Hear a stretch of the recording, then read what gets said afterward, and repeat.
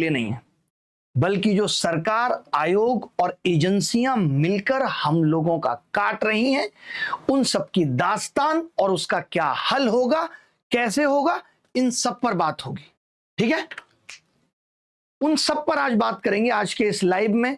और मैं पहले एक बात क्लियर करना चाहता हूं कि हमारी जो लड़ाई है वो खराब एग्जाम सिस्टम, खराब एजुकेशन सिस्टम के खिलाफ है। हमारी लड़ाई किसी सत्ता को पलटने के लिए नहीं है, बल्कि उस सत्ता को या सोई हुई सत्ता को जगाने के लिए है। हम सरकार को झकझोरना चाहते हैं जिसने हमारे मन को कचोट रखा है कि इस बेरोजगारी, ये जो एक शब्द है, इसकी जड़ें इतनी गहरी हो गई हैं कि हम और आप ऊपर से तो देख ही नहीं पा रहे कि हमारे पीछे चल क्या रहा है।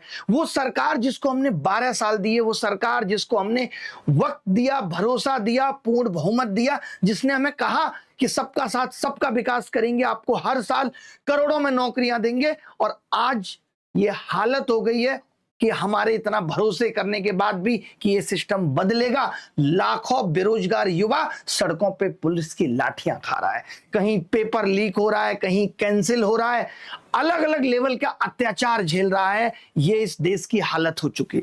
इन सब पे बात करेंगे। मैं आपको बताना चाहता हूं, मेरा नाम अभिनय शर्मा है। बहुत सारे लोग इस वीडियो को पहली बार देख रहे होंगे। मैं ये लड़ाई पिछले 7-8 सालों से लड़ रहा हूं, और अगर छोटी लड़ाइयों की बात करें तो 2013 से लड़ रहा हूं। 2013 का एग्जाम भी पूरा मेंस एग्जाम होने के बाद कैंसिल हुआ था, इस आधार पे कि पेपर लीक हुआ है, और पूरा एग्जाम कैंसिल हुआ। तब ये नहीं कहा जाता था कि प्रोसेस बहुत आगे बढ़ गया इसलिए अब कैंसिल नहीं होगा। 2017 में खूब लीक की खबरें आई, लेकिन एग्जाम कैंसिल नहीं हुआ। 2018 में यूएफएम के आधार पर सरकार ने बहुत सारे लोगों के साथ अत्याचार किया, हमने उसके खिलाफ लड़ाई लड़ी और उसको ठीक कराया। 2022 में फिर एक नॉर्मलाइजेशन का पंगा हुआ जिसमें बहुत सारे लोगों के साथ अन्याय हुआ, हम उसको भी सह गए। 2023 के सीजीएल के एग्जाम में क्या हुआ कि क्वेश्चन गलत पूछ लिए गए और वो मामला कोर्ट में चला गया, और कोर्ट ने आदेश भी किया कि आप रिजल्ट को रिवाइज करिए, लेकिन एसएससी ने उस चीज को भी नहीं माना, और कंटेम्प्ट ऑफ कोर्ट आज भी एसएससी के ऊपर है। तो आपको ये सोचना पड़ेगा, समझना पड़ेगा कि ये आयोग इतने रिजिड क्यों हो गए हैं कि जहां हम ये कहते हैं कि हमारे न्यायालयों का फैसला अंतिम होता है और ये उन्हें भी नहीं मान रहे। आपको क्या लगता है कि ये एक सिर्फ चेयरमैन के बस की बात है कि चेयरमैन के कहने पे इतना सब कुछ हो जाता है? 2024 का रिजल्ट भी फिर से कोर्ट केस में फंसा हुआ है।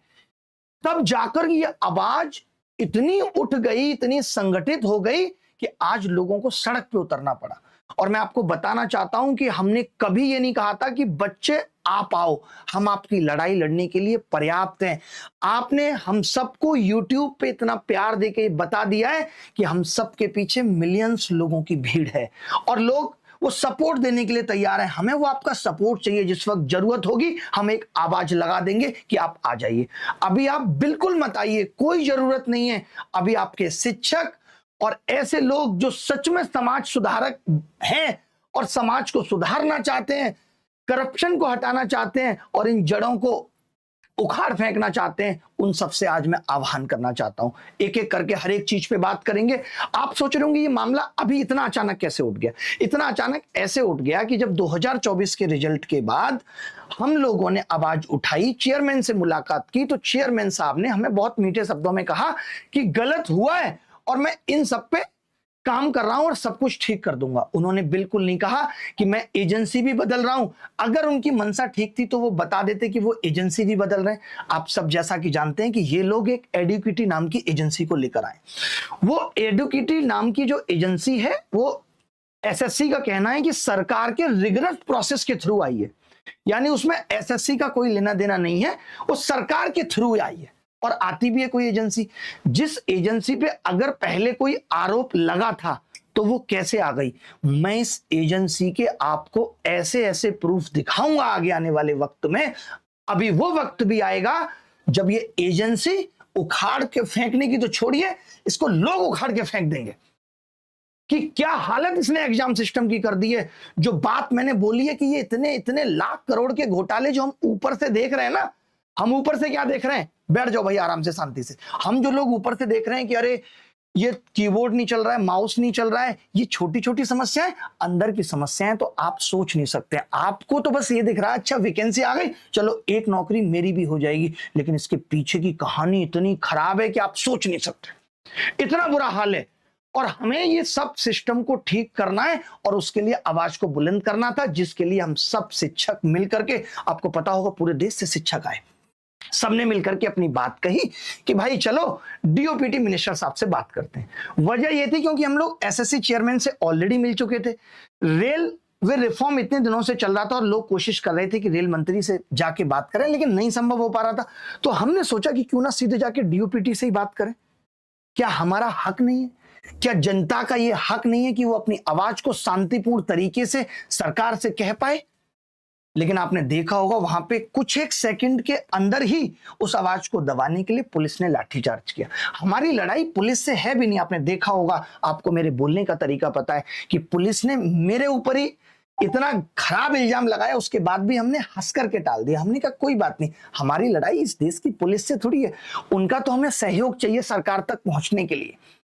वो तो बैरियर है, वो खुद ये नहीं चाहते, वो खुद इसी सिस्टम से निकल के यहां पहुंचे हैं बड़ी मुश्किलों से, तो वो भी सब जानते हैं। हमारी लड़ाई ना सरकार हटाने की, हमारी लड़ाई है कि जो ये एग्जाम सिस्टम इतना भ्रष्ट हो गया, इसको ठीक कैसे किया जाए। और ये एक दिन में नहीं हुआ, ये हुआ ये से है। इस साल आप माफ कर दिया, 2023 में अगर गलत क्वेश्चंस को माफ ना किया गया होता तो 2024 में ये गलत क्वेश्चन वाली बात की हिम्मत नहीं कर पाते। आपको बता दूं कि जिस दिन ये परसों जब 31 जुलाई को सब लोग इकट्ठे हुए तो हम लोग चेयरमैन ऑफिस गए, कहा गया कि आपको चेयरमैन साहब से मिलाया जाएगा। वहां पे एक डायरेक्टर से हमारी मुलाकात हुई और हमने कहा कि एसएससी फेज एक्स में इतनी सारी प्रॉब्लम है, उनकी बातों से साफ साफ लग रहा था। उनकी बातें तो छोड़िए, आपने कल चेयरमैन साहब का इंटरव्यू देखा होगा कि ये लोग कैसे एक एजेंसी को बचाने में लगे हुए हैं और इनको लग रहा है कि ये इतनी आसानी से बचा लेंगे और हम चुप बैठे रहेंगे।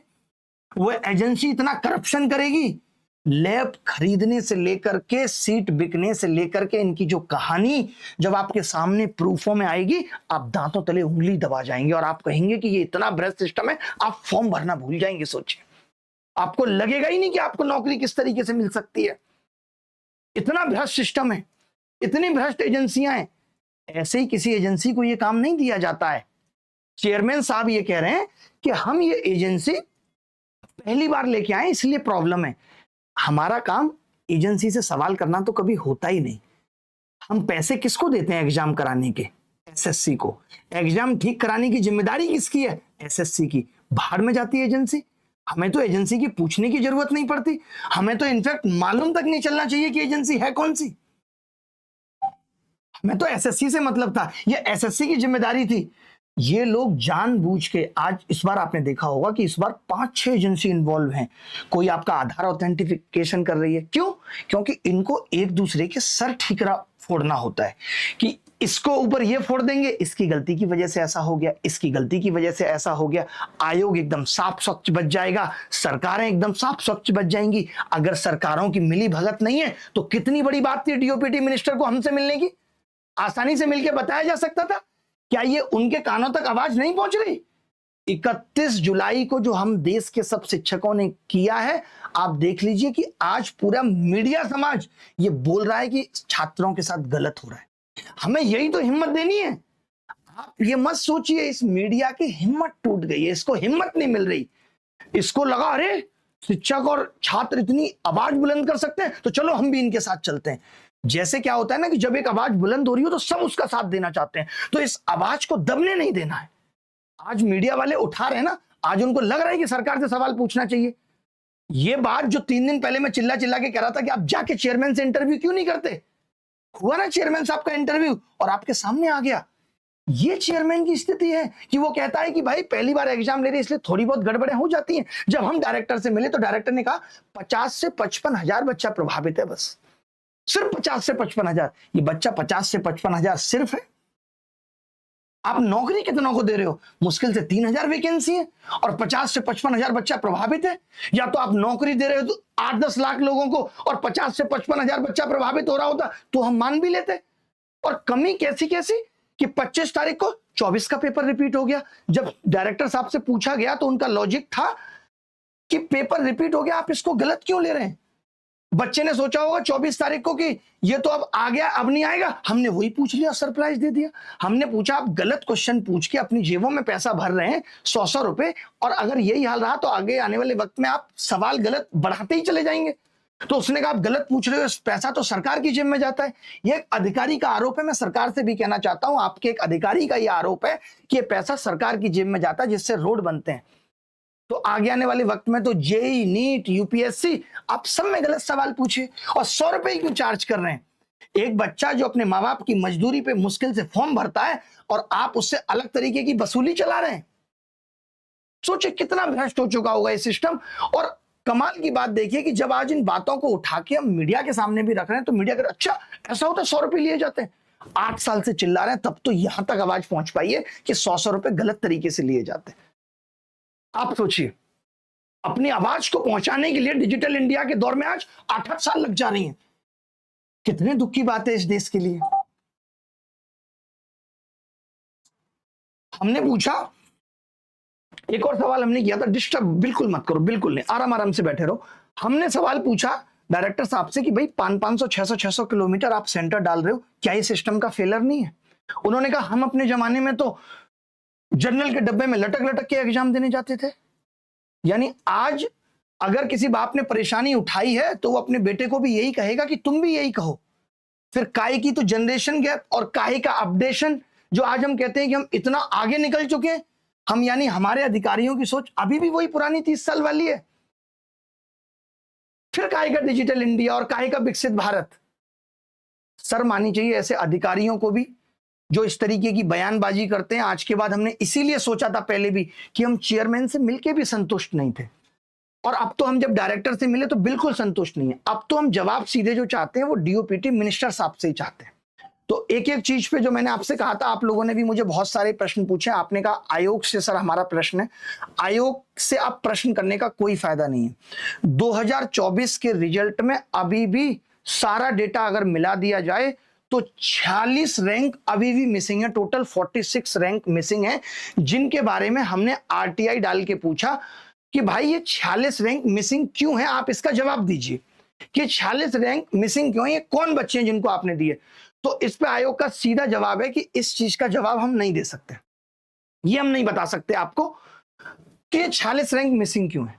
तो आयोग से अब प्रश्न करना बेकार है, क्योंकि आयोग सिर्फ और सिर्फ सरकार के इशारों पे जितना गलत इस देश के युवा के साथ कर सकता है वो कर रहा है। और वेंडर से सवाल हम क्यों करेंगे? वेंडर हमारे लिए कोई औकात नहीं रखता, उसकी अकाउंटेबिलिटी नहीं है, उसे तो हमें उखाड़ के फेंकना है बस। और वो किससे उगड़वाना है? सरकार से। अब हमें मदद चाहिए कि हमें ऐसे प्रूफ, हमने 8-10 बड़े बड़े प्रूफ इकट्ठे कर लिए हैं।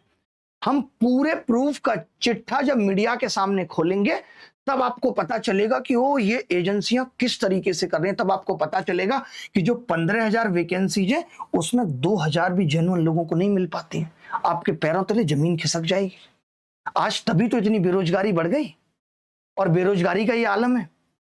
लेकिन मजबूर करना पड़ेगा सिस्टम को, मजबूर करना पड़ेगा सरकार को अगर सुधार करना है तो, और बहुत शांतिपूर्ण तरीके से। देखिए, आप सबको मैं बहुत धीरे धीरे आपसे बात करना चाहता हूं, थोड़ा सा लंबा होगा सेशन, 2-4-5 मिनट, कि हमें हर एक कदम फूक फूक के रखना होगा। आप सोच रहे हैं कि एक बहुत छोटी सी लड़ाई हम लड़ने जा रहे हैं कि एक एडुकेटी नाम की कंपनी आ गई है और वो ठीक से एग्जाम नहीं करा पा रही है। क्या उसके पीछे की कहानी आप सोच भी नहीं सकते। लड़ाई बहुत बड़ी है, लड़ाई कई लाख करोड़ के खिलाफ है।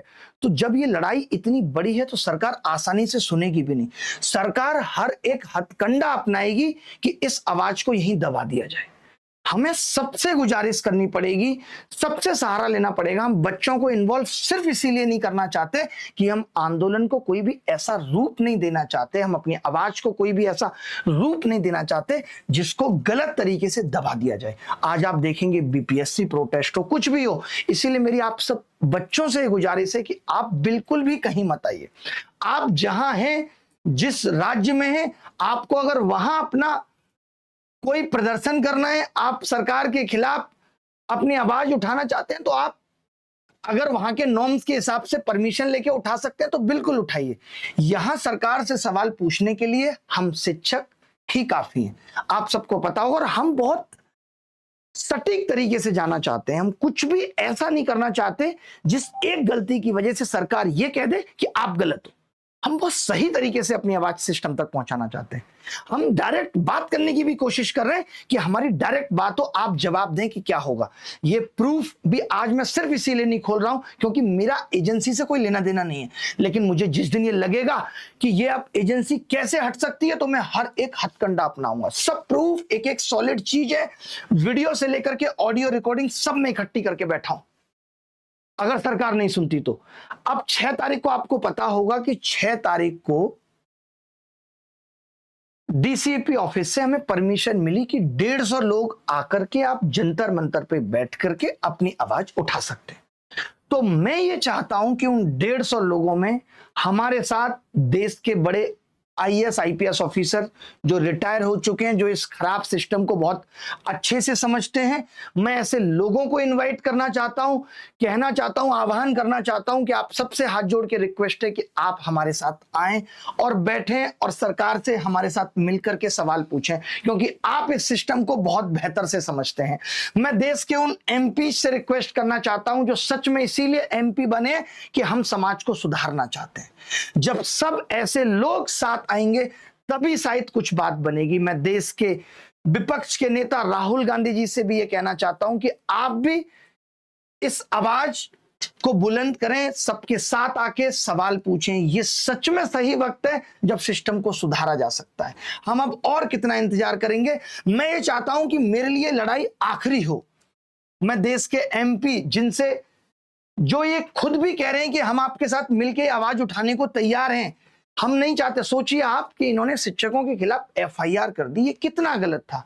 क्या कोई बता सकता है, क्या कोई एक ऐसा प्रूफ दिखा सकता है कि किसी शिक्षक ने कोई उत्पात मचाया हो? कोई बता सकता है किसी से गलत शब्द का इस्तेमाल किया हो जिसके बेसिस पे आपने एफआईआर कर दी? अगर दम है तो एफआईआर करिए। जो लोग ये करप्शन कर रहे हैं उसके लिए एफआईआर कराने के लिए लोग चिल्लाते रहते हैं, पेपर लीक हो गया है, ये पेपर माफिया है जिसने लीक किया है, और सालों तक एफआईआर नहीं हो पाती है। और यहां एक शिक्षक जो आराम से अपनी आवाज उठा रहा था, आपने उसको डिटेन करके पुलिस थाने में बिठा दिया। और कब तक आप ऐसे आवाज दबा देंगे? फिर आप कहते हैं कि ये एक लोकतांत्रिक देश है। बताइए। तो 6 तारीख को अगर हम 3 घंटे के लिए भी जंतर मंतर पे बैठ रहे हैं तो मेरी सबसे गुजारिश है, मैं अब कितनों के नाम लूं, बहुत सारे सांसद हैं। एक सबसे यंगेस्ट सांसद हैं पुष्पेंद्र सरोज जी। मैं चाहूंगा विपक्ष के नेताओं में राहुल गांधी जी, अखिलेश यादव जी, कि आपको नहीं लगता कि अब ये सच में वक्त आ गया है जब सरकार से एग्जाम सिस्टम पे सीधे सवाल पूछा जाए? और क्यों आप हम लोगों के साथ मिलकर के सवाल नहीं पूछ सकते? बताइए। तो मेरी आप सबसे गुजारिश है, जितने भी लोग, मैंने बहुत सारे लोग जो हमारे लोगों ने बताया, भीम आर्मी टीम के जो चीफ हैं चंद्रशेखर रावत साहब, आम आदमी पार्टी के अरविंद केजरीवाल जी, मनीष सिसोदिया जो कहते हैं कि मैं शिक्षा को बहुत बेहतरीन से समझता हूं, संजय सिंह, राघव चड्ढा, क्या आप लोगों को नहीं साथ आना चाहिए? तो मैं ऐसे 150 लोगों का हम लोग एक ग्रुप बना रहे हैं कि ऐसे 150 लोग, जिसमें से लगभग 10 से 12 लोगों से हमारी बात हो गई है। बाकी से मैं चाहता हूं कि वो तो बहुत बड़े लोग हैं, लेकिन हाँ, उनके पीए हमें प्लीज इस नंबर पे मैसेज करें और ये कहें कि हम आपकी आवाज बनने को तैयार हैं। हम एग्जैक्ट 150 लोग उस दिन जंतर मंतर पे बैठ के गुजारिश करेंगे कि डीओपीटी मिनिस्टर आकर के बात करें। शायद उनको लग रहा होगा कि इस देश के शिक्षकों की उतनी औकात नहीं है, लेवल नहीं है कि उनसे बात किया जाए। तो हम चाहते हैं कि देश का विपक्ष हमारे साथ अगर आके बैठता है तो आप उनसे बात कर लीजिए, हमारी आवाज को उनके थ्रू सुन लीजिए, लेकिन सुनिए, ये हम चाहते हैं। तो आप सबके कनेक्शन में होंगे, आप सब लोग पूरे देश में सुन रहे होंगे। अगर आपका सांसद हमारे साथ आके बैठ सकता है तो इससे बड़ी बात कुछ नहीं होगी। हम इस चीज को बहुत सही तरीके से लेके जाएंगे। देखिए, मैं फिर से एक बात कह रहा हूं, आजादी एक दिन में नहीं मिली थी। बेरोजगारी, भ्रष्टाचार की जड़ें, बेरोजगारी या खराब सिस्टम में इतनी गहरी हो चुकी हैं कि एक दिन में कुछ ठीक नहीं होगा। धीरे धीरे चीजें मिलेंगी, कभी 10 चीजें मिलेंगी, कभी कुछ चीजें कोर्ट से मिलेंगी। अगर इस एजेंसी को हमें हटाना भी पड़ेगा, हम एक लीगल टीम से भी सब कुछ कर रहे हैं, हर एक तैयारी कर रहे हैं। और हम सिर्फ अब इन जो अभी चीजें हुई हैं इसी पे आवाज नहीं उठाएंगे, हम हर एक चीज पे आवाज उठाएंगे, चाहे वो कोर्ट के जरिए हो कि आप 5 साल तक कैसे रेल मिनिस्टर या रेल मिनिस्ट्री बच्चों का 400 रुपए दबा के बैठे रही। इस एग्जाम सिस्टम को सुधारने के लिए जितनी भी चीजें हो सकती हैं, थ्रू कोर्ट, थ्रू अपनी आवाज सीधे संसद तक पहुंचा करके, और सवाल चाहिए। हम कभी नहीं चाहते, मुझे पता है बहुत सारे एमपी में कहते हैं हम आपकी आवाज संसद में उठा देते हैं। क्या होगा? हमें आवाज उठवानी नहीं है, हमें इंस्टेंट जवाब चाहिए कि क्या आपको नहीं पता कि आपके आयोग इस तरीके की एजेंसियों के साथ मिलकर कैसे धांधलेबाजी कर रहे हैं? हमें उस पर जवाब चाहिए। तो अभी जो हमने सोचा है, आपने एक चीज देखी, हम उस स्तर पे आ चुके हैं जहां मीडिया को भी समझ में आ गया है कि बच्चों के साथ गलत हो रहा है, और जब शिक्षक उसकी आवाज उठा रहा है तो उस पर पुलिस लाठियां चार्ज कर रही है, जो कि एकदम बर्बरता है सरकार की। एकदम निंदा होनी चाहिए इस बात की कि आप ऐसा कैसे कर सकते हैं। और हम लोग तो देश की व्यवस्था को बहुत अच्छे से समझते हैं, और हमें मालूम है, इसीलिए हमने बच्चों को नहीं बुलाया। हमने नहीं कहा कि भाई आप लोग आ जाओ। अभी भी हम किसी भी बच्चे को बुलाना नहीं चाहते।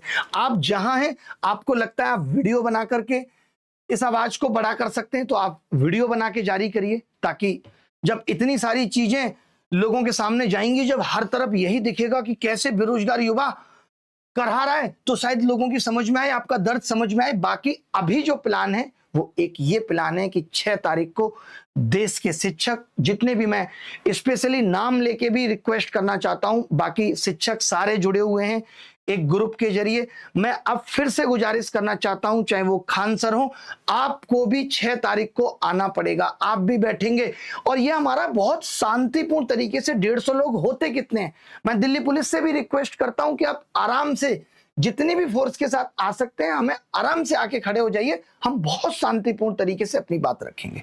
तो मैं चाहता हूं देश के शिक्षक भी हों, जितने शिक्षक हो सकते हैं, सिर्फ पहले ये अप्रूव हो जाएगा। मैं इसीलिए चाहता हूं कि कोई अव्यवस्था ना हो कि हम 150 लोगों का नाम पहले ही फाइनल कर लें कि ये एमपी साहब हमारे साथ जाके बैठने को तैयार है, ये पुराने मिनिस्टर साहब हमारे साथ जाके बैठने को तैयार है। क्योंकि मैं फिर से कह रहा हूं, सत्ता के लोग भी अगर हमारे साथ जाके बैठने को तैयार हैं तो हमें बहुत खुशी होगी। सत्ता में भी ऐसे बहुत सारे लोग हैं जो इस खराब एग्जाम सिस्टम को समझते हैं, उनके बच्चे भी इससे पीड़ित हैं, तो आप सबको भी हमारा साथ देना चाहिए। और मैंने तो ये सुना है कि मोदी जी तुरंत सुनते हैं अगर उनको लगता है देश में कुछ खराब हो रहा है, और यहाँ युवा चीख चीख के, करा करा के परेशान हो गया, और सांप के कान तक जू नहीं रेंग रही। कितना दुख का विषय है, कितनी परेशानी होती है। इस खराब सिस्टम ने हमें गुलाम बना के रख दिया, और अब वक्त आ गया है कि इस पूरी तरीके से खत्म करना है। थोड़ा वक्त लगेगा, धीरे धीरे हम पूरी तरीके से इसे साफ कर पाएंगे। तो आप सबसे गुजारिश है, जो मैंने अभी कहा, कि आप अपने अपने जगह के सांसदों से, विधायकों से ये विनती करिए, जितने लोग भी, 150 लोगों की बात है सिर्फ, अगर हमारे साथ आके बैठेंगे तो हम इस आवाज को अलग तरीके से लेके जाएंगे। आपने कभी नहीं सुना होगा कि इस तरीके से भी देश में प्रोटेस्ट हुए। अब देश में प्रोटेस्ट करना, आंदोलन करना इतना मुश्किल हो गया है कि हमें इस तरीके के रास्ते अपनाने पड़ रहे हैं। हम चाहते तो देश का लाखों युवा आके बैठ सकता था, बट हमें नहीं करना। हम चाहते हैं, जानते हैं ना कि सरकार उस चीज का दमन किस तरीके से कर देगी। हमने किसान आंदोलन भी देखा है, हमने बीपीएससी प्रोटेस्ट भी देखा है। 8-9 सालों से इस सिस्टम से लड़ाई जारी है। हर साल ये लोग नई नई चीजें लेकर आते हैं, हर साल कभी कुछ गड़बड़ करके आपको बाहर कर देंगे, और आपका ध्यान इस तरह भटका देंगे कि आप सोच ही नहीं पाएंगे। ये प्रॉब्लम कोई अचानक से इतनी थोड़ी बड़ी हो गई है, करोड़ों लोगों की हताशा का नतीजा है, जो आज संगठित होकर के आप सबके सामने वो आवाज आपको हर तरफ दिख रही है।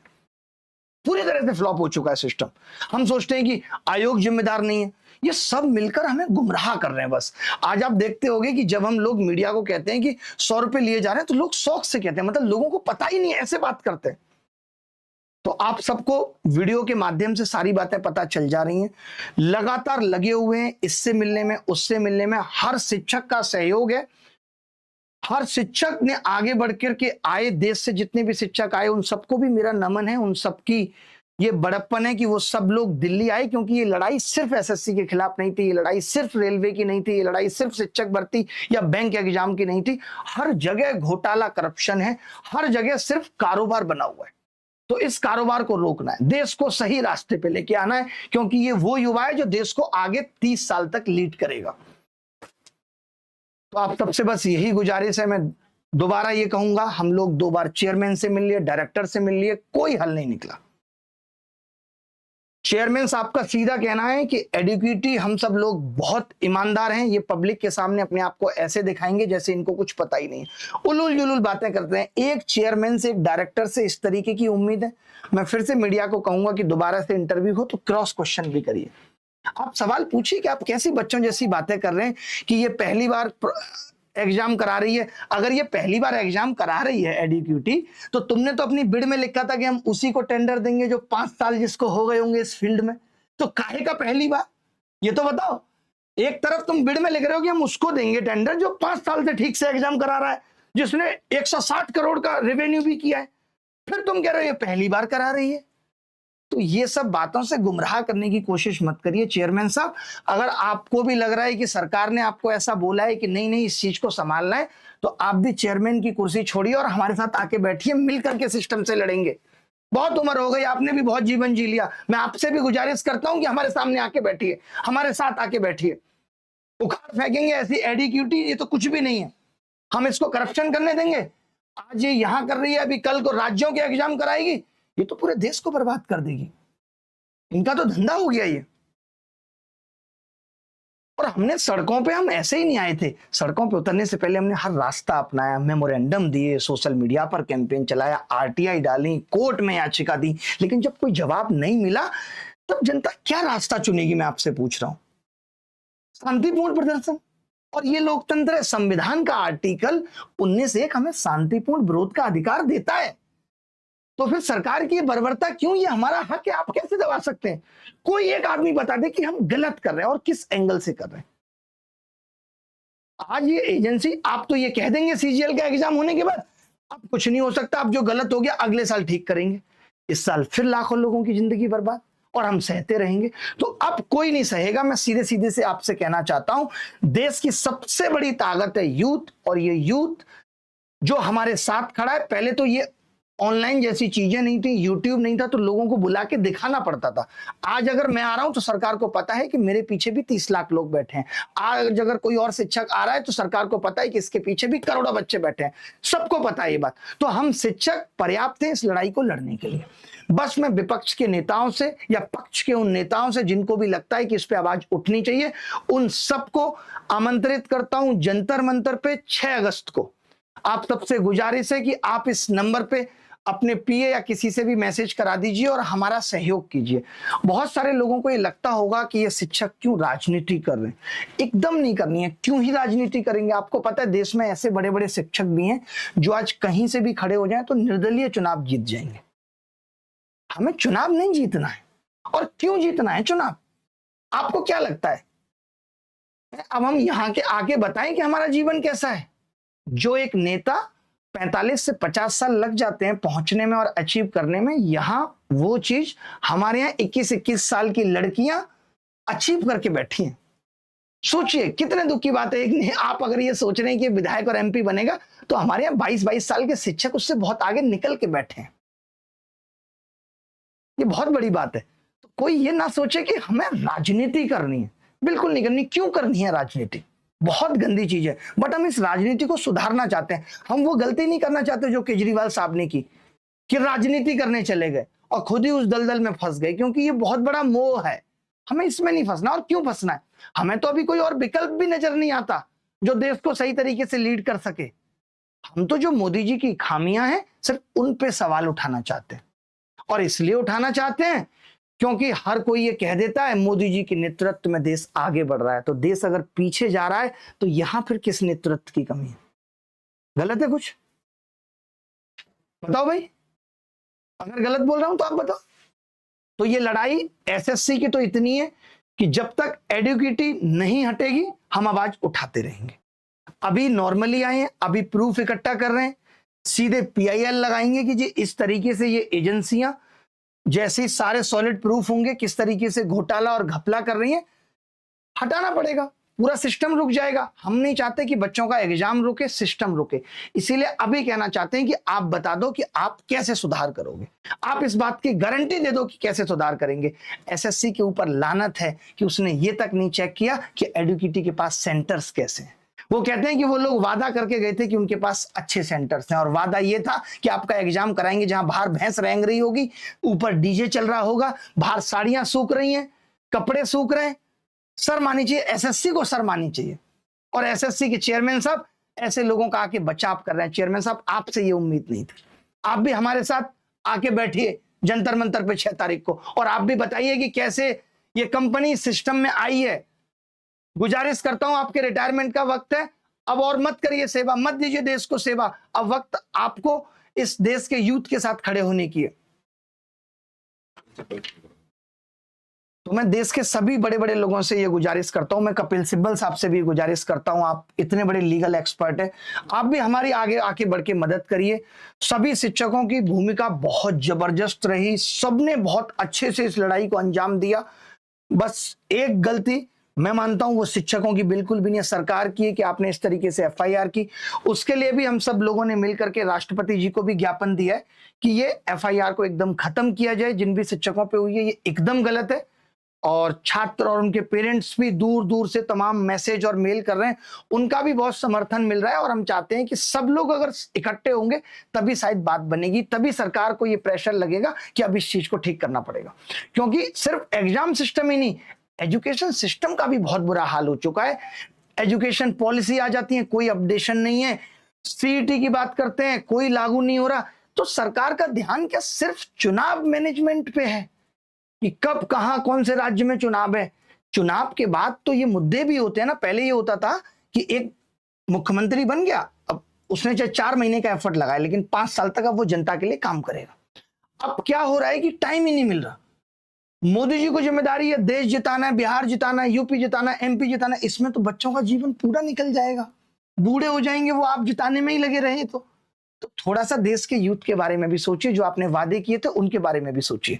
तो अभी की प्लानिंग सिर्फ एक है जो मुझे आपसे कहनी है, बतानी है, कि 6 तारीख को जंतर मंतर पे जो 150 लोगों की परमिशन दिल्ली पुलिस ने दी है, और मेरी दिल्ली पुलिस से भी ये गुजारिश है कि आपका मन कभी भी बदल सकता है। आप सोच सकते हैं कि नहीं नहीं नहीं अभी आप नहीं बैठेंगे, तो हमने ये नंबर जारी किया हुआ है, आप इस पे कॉल करके हमें बता दीजिए।